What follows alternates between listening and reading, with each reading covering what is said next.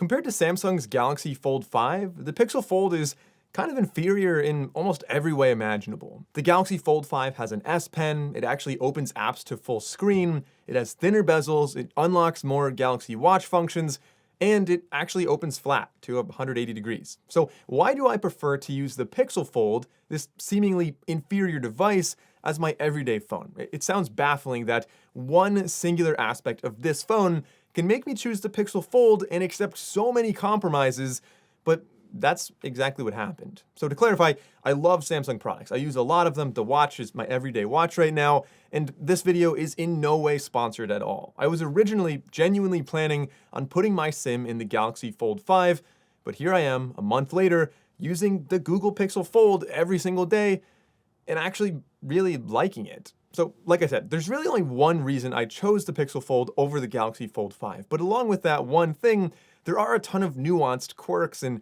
frustrations and hidden benefits and features that you don't necessarily notice on a first-gen device like this until you start using it for a little while. So spec sheets on this phone really don't matter nearly as much as they might for other phones. And now that I've been using this for almost 2 months, I have a little bit to say about this phone. Now, I'm gonna break a little rule here. Typical YouTube watch time practices to like maximize your views tell me that I should drag you through this whole video and not tell you the answer until the very end. But I'm gonna break that rule. I'm just gonna tell you right now. The main reason that I'm not using the Galaxy Fold 5 and instead I'm choosing the Pixel Fold is, in summary, the aspect ratio, but it might not be for the reason you think. You see, the Samsung Galaxy phone, the Fold 5 here, was really designed for the inside screen first, and the outer screen was kind of an afterthought. It was like a secondary thing. Like, yeah, this is a folding phone with a nice inside display, but it also has an outside display. Where the Pixel Fold, on the other hand, basically feels like a slightly smaller regular phone. Like, you can use the outside, and it's really a normal experience, but it has the added feature of an inside display. And that really subtle nuance there makes a huge difference. Now, I find that I actually use the outside screen about 85% of the time. You just open up your phone real quick, you gotta answer a call, send a little text message, and having a keyboard, of course, that is a really familiar with, goes a long way. It makes it easier to use. But then, when I want to open the screen, I have this massive display on the inside. So it's really nice to have that, even though I only use it 15% of the time.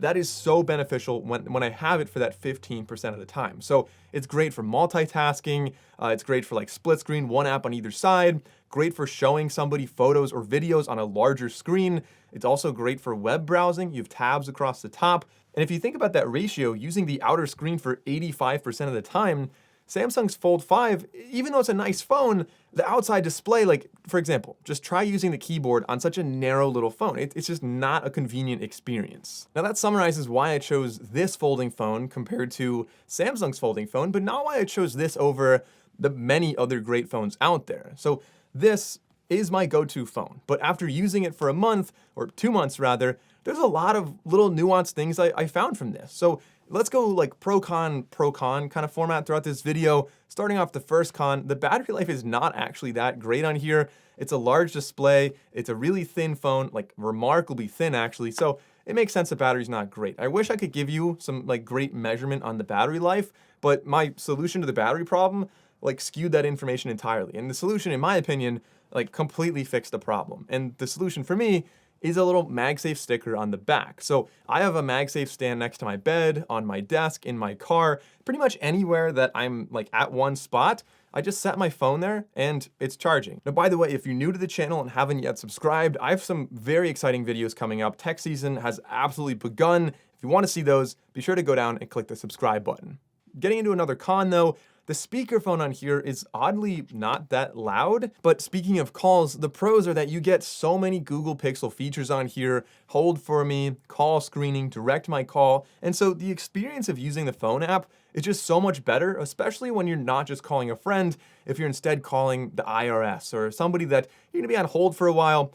It makes a huge difference. Getting into a con, this is one that you've almost definitely heard. It kind of went pretty viral when this first came out, and that is the lack of optimized apps. So unlike what Samsung does, where Samsung forces apps to full screen, Google didn't do that. They want to pressure developers to optimize their own apps. And so there are a lot of apps that if you open Instagram, for example, it has black bars on either side. And it just seems a little bit awkward. Now, I end up using most of these in split screen anyway, so you kind of know which apps work well and they're optimized, and I use like YouTube and Messages and of course Gmail and things like that, Brave, your browser, but other apps like Instagram, a lot of social media isn't optimized like that. But a positive is that some apps do work if you rotate the other way. So X, formerly Twitter, does work in full screen if you rotate in this orientation. But unfortunately, speaking of other orientations, the split screen only works in one orientation. Samsung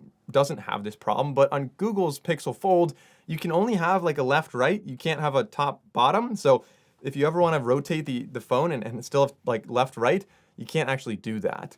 But split screen is still so useful. And there's actually some cool features baked into this that I didn't realize until I started using this and kind of testing it a little bit more. So copying photos, for example, to emails or text messages is really easy. So if you have Google Photos open on the right, you can select multiple photos, just like tap and select all of them, and then just tap and drag them over to your messages and it'll attach all of them and it's easier to send. This works with a lot of different apps, not just messages. And I think soon I heard that you will be able to copy text like this too. So multitasking is going to be really powerful, especially since both feel like you just basically have two normal phones. But even if you're not copying, it's also useful for anytime you don't want to close one app to open the other. So retyping passwords or pins or phone numbers or anything that you would normally have to like memorize, go to the other app, go back, memorize, like you don't have to do that. You can just see them side by side. Some cons, this one's on the spec sheets. It's not dust rated, so I was really worried. I actually took this to the beach.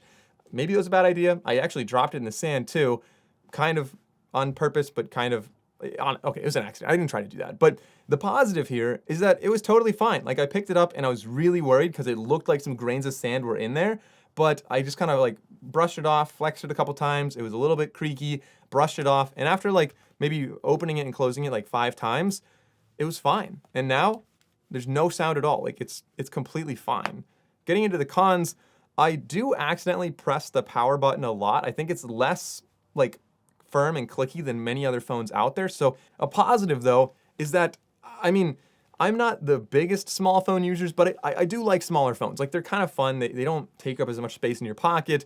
It's nice to not have a giant phone sometimes. And so this, I heard someone say it feels like a Pixel 7 mini. And I think that's exactly right. It's a small passport-like design, but when you want a big display for gaming or for watching videos, boom, you got a big one. But of course, we have all the other Google Pixel features on here as well. So like live transcribe and, you know, the whole plethora of Google Pixel features that we like and we see on other Google Pixel phones. And you're getting Google's version of stock Android. It's like really smooth, very fast, very clean, and there's like no bloatware, no clutter. Like it comes and I really like this. It feels a lot like an iPhone for Android. And then the last 2 drawbacks, the first one is just a really small drawback. I was coming from the Pixel 7 Pro, and while the cameras are very impressive and really good on here, they're not quite as good as the Pixel 7 Pro. You really notice this more so in low light, but in bright environments, it does the job. And of course, the biggest, most overarching drawback, the reason that most people probably will never buy this phone is because of the price. But I'm confident that this phone will continue to get substantially better. It's really rare to say that, but the reason for that is that apps with large screen capabilities are going to be surfaced more in Google Play, and other apps that aren't optimized are going to have like little warnings saying they're not optimized. So the apps that you're using on this phone are going to get better. There's pressure, there's an incentive for them to do that. But is it worth $1,800 right now?